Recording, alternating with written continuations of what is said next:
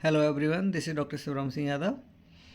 आज हम लोग डिस्कस करेंगे 10 नए क्वेश्चन नीट यूजी 2024 के लिए। So here we goes, this is our first question. What is the function of PCT in nephron. तो जैसा कि पिछले वीडियो में भी देखा था हम लोगों ने, नेफ्रॉन का ये स्ट्रक्चर होता है, बोवेंस कैप्सूल है, इसमें होता है ग्लोमेरुलस। ग्लोमेरुलस के बाद आती है पीसीटी, पीसीटी के बाद हैंले लूप, हैंले लूप के बाद डीसीटी, और डीसीटी के बाद आ जाती है कलेक्टिंग डक्ट। तो ग्लोमेरुलर फिल्ट्रेट बनता है, ग्लोमेरुलस से बोवेंस कैप्सूल में आता है, बोवेंस कैप्सूल से पीसीटी में जाता है, पीसीटी से रीअब्जॉर्प्शन होता है। तो इसलिए हमारा आंसर हो जाएगा रीअब्जॉर्प्शन, जहाँ 70 से 80% फिल्ट्रेट का रीअब्जॉर्प्शन हो जाता है। Which enzyme is responsible for the conversion of pepsinogen into pepsin in the stomach. Options are lipase, amylase, rennin, HCl। तो इसका आंसर हो जाएगा रेनिन। रेनिन पेप्सिनोजन को पेप्सिन में कन्वर्ट करता है, जो कि स्टमक में प्रोटीन का डाइजेशन में हेल्प करता है।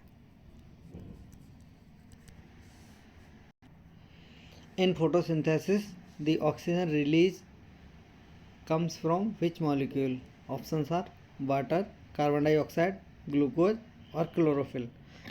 तो जब भी फोटोसिंथेसिस होती है, फोटोसिंथेसिस में ऑक्सीजन रिलीज होता है वाटर से। तो जो ऑक्सीजन बाहर आता है, प्लांट जिसको रिलीज करते हैं, वो वाटर के स्प्लिट से निकलता है। और जो हाइड्रोजन आयन होते हैं वो NADP उनको ले लेता है, और NADP से NADPH में बदल जाता है, तो और ऑक्सीजन बाहर निकल जाता है। What is the main function of thymus gland in the human body. Digestion, immune system development, hormone production, blood clotting. तो इसका आंसर होगा इम्यून सिस्टम डेवलपमेंट।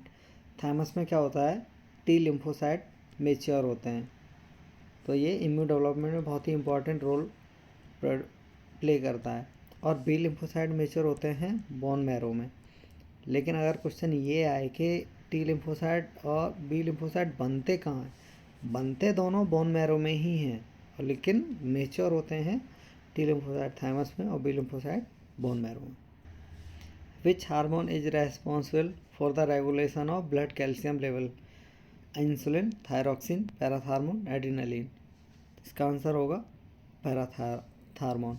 पैराथार्मोन का काम क्या होता है, जब भी ब्लड में कैल्शियम लेवल ड्रॉप होता है तो ये उसको बढ़ा देता है, और बढ़ा के जो इसका नॉर्मल लेवल है वहाँ पर लेके आ जाता है। तो एक तरह से ऐसा बोल सकते हैं कि पैराथार्मोन कैल्शियम के लेवल को पैरेलल करता है, और अगर कैल्शियम बढ़ गया है तो उसको कम करने का काम करता है तुम्हारा थायरोकैल्सिटोनिन। थायरोकैल्सिटोनिन। तो इसका एक ट्रिक है, थायरोकैल्सिटोनिन ब्लड में कैल्शियम को थोड़ा कर देता है। पैराथार्मोन ब्लड में अगर कम हो गया है कैल्शियम तो उसको बढ़ा के पैरेलल कर देता है, जो इसका नॉर्मल लेवल है।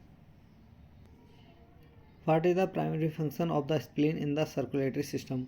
Blood filtration, oxygen transport, hormone secretion, nutrient absorption. तो स्प्लीन का जो काम होता है वो ब्लड फिल्ट्रेशन का काम होता है। जो भी डैमेज RBC हैं, ओल्ड RBC हैं, उनको हटाता है, और कोई भी ऐसा पैथोजेनिक ऑर्गेनिज्म है, बैक्टीरिया वगैरह है, तो उनको रिमूव करने में भी हेल्प करता है। तो एक तरह से इम्यूनिटी में भी हेल्प करता है spleen. Which of the following is not a component of DNA molecule. Adenine, thymine, uracil, deoxyribose. तो हम सब जानते हैं यूरेसिल पाया जाता है RNA में, और साइटोसिन पाया जाता है DNA में। तो एडनिन, थाइमिन और डीऑक्सीराइबोज DNA में होता ही है, तो यूरेसिल इसका आंसर हो जाएगा। तो यूरेसिल RNA में पाया जाता है, DNA में नहीं पाया जाता है, तो इसलिए इसका आंसर होगा यूरेसिल। DNA बना होता है डीऑक्सी न्यूक्लियोटाइड से, टाइड्स, और डीऑक्सी न्यूक्लियोटाइड बने होते हैं डीऑक्सी न्यूक्लियोसाइड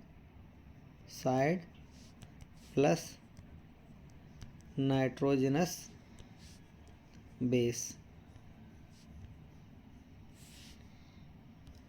नाइट्रोजनस बेस दो तरह के होते हैं, प्यूरिन और पिरिमिडिन। प्यूरिन में आ जाता है एडेनिन, ग्वानिन। पिरिमिडिन में आ जाता है साइटोसिन, थाइमिन और यूरेसिल। तो साइटोसिन थाइमिन पाए जाते हैं डीएनए में, और ये साइटोसिन और यूरेसिल पाया जाता है आरएनए में। तो डीएनए में थाइमिन होता है और आरएनए में थाइमिन की जगह यूरेसिल होता है। ये मेनली आरएनए में पाया जाता है, और एडेनिन ग्वानिन दोनों में पाए जाते हैं, RNA DNA. What is the role of aldosterone in human body? Regulation of blood pressure, stimulates muscle contraction, control body temperature, enhance digestion. तो इसका आंसर होगा रेगुलेशन ऑफ ब्लड प्रेशर। कैसे रेगुलेट करता है? ये डिस्टल कन्वोल्यूटर ट्यूब्यूल में sodium और water के एब्जॉर्प्शन को बढ़ाता है, जिससे कि बीपी बढ़ जाता है। तो जब बीपी कम होता है तो ये एल्डोस्टेरोन रिलीज होता है, और एल्डोस्टेरोन सोडियम वाटर का रिएब्जॉर्प्शन करवा के बीपी बढ़ाता है, तो ये बीपी को रेगुलेट करता है। Which part of the brain is responsible for regulating vital functions like heart beat and breathing? इसका आंसर ऑप्शन है cerebrum, cerebellum, medulla oblongata, hypothalamus. इसका आंसर हो जाएगा मेडुला ऑब्लोंगेटा। ये वाइटल फंक्शन रेगुलेट करता है, जैसे कि हार्ट बीट और ब्रीदिंग। मेडुला ऑब्लोंगेटा में ब्रीदिंग सेंटर्स होते हैं जो ब्रीदिंग के लिए रेस्पॉन्सिबल होते हैं। Which of the following ion help in blood clotting? Calcium, magnesium, potassium, sodium. तो इसका आंसर हम सब लोग जानते हैं कैल्शियम होता है। कैल्शियम ब्लड कैस्केड का फैक्टर 4 भी होता है, फैक्टर 4 भी बोलते हैं इसको। तो ब्लड क्लॉटिंग में हेल्प करता है। तो ये थे 10 इंपॉर्टेंट क्वेश्चन। इसी तरह से आप लोग क्वेश्चन प्रैक्टिस करते रहिएगा। All the best.